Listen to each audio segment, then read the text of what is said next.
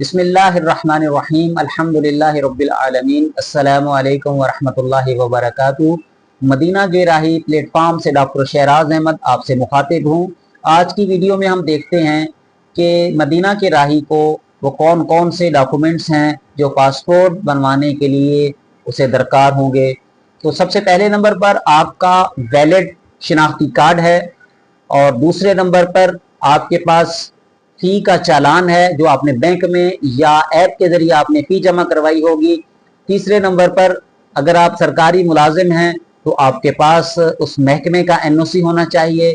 चौथे नंबर पर अगर पहले से आपका पासपोर्ट बना हुआ है तो आपको वो पुराना पासपोर्ट भी साथ लेके जाना होगा।